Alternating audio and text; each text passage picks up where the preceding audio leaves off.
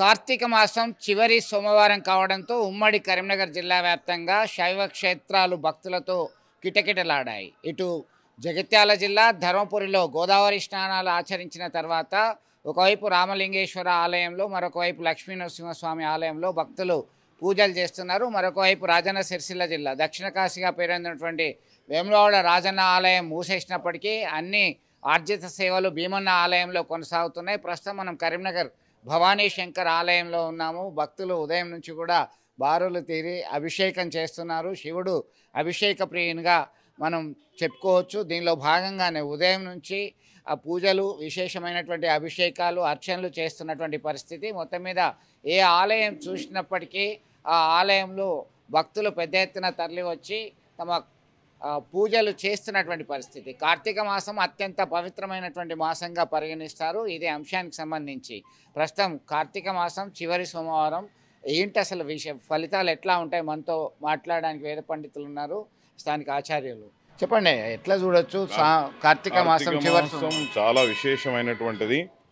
కార్తీక మాసంలో శివకేశవులను ఇద్దరిని కూడా పూజించాల్సినటువంటి ఏ మాసంలో కూడా ఈ అవకాశం లేదు. కాబట్టి ఈశ్వరుణ్ణి, విష్ణుమూర్తిని రెండు కూడా పూజించడం చాలా విశేషమైనటువంటిది. ఇక ముఖ్యంగా చూస్తే దీపదానము, ఉసిరిక చెట్టు కింద దీపాలు ముట్టించడము, అదేవిధంగా శంకరునికి అభిషేకం చేయడం, ఇత్యాది కార్యక్రమాలతో కార్తీక మాసం చాలా విశేషంగా ఉంటుంది.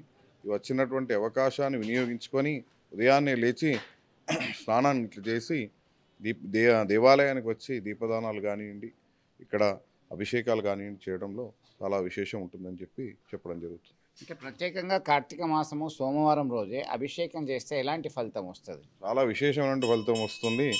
మీరు మామూలు రోజులలో చేసినటువంటి అభిషేకం కంటే ఇప్పుడు 100 రెట్లు ఫలితం ఎక్కువగా ఉంటుంది.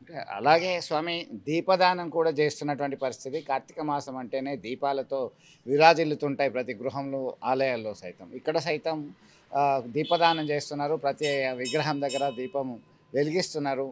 దీపం వల్ల మనకు పాపాలు, మనం చేసినటువంటి పాపాలన్నీ కూడా తొలగిపోతాయని చెప్పి కార్తీక మాసంలోనే అటువంటి అవకాశం మనకు ఉంది. కాబట్టి మొదటి రోజు నుంచి మొదలు పెడితే అమావాస్య రోజు వరకు కూడా ఈ దీపదానం చేయడం వల్ల మీరు చేసినటువంటి పాపాలు నశించిపోతాయని చెప్పి ప్రధానమైనటువంటి ఉద్దేశంతో అందుకే ఈ నెల రోజులు, సంవత్సర కాలంలో ఈ ఒక్క నెల రోజులు మాత్రమే దీపదానం ఇస్తారు.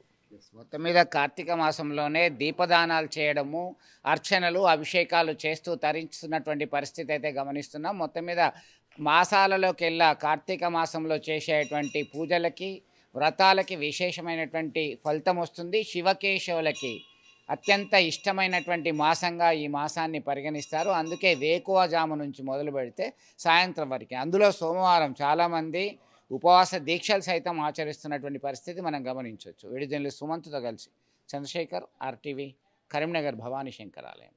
చరిత్ర సృష్టించినోడు ఇప్పుడు ఆ చరిత్రని తిరగరాయబోతున్నాడు. అబద్ధాల గోడల్ని బద్దల కొట్టి నిజాలను రాగా మీ ముందుంచబోతున్నాడు. నిజమైన వార్తల కోసం వెంటనే డౌన్లోడ్ చేసుకోండి రా యాప్ని.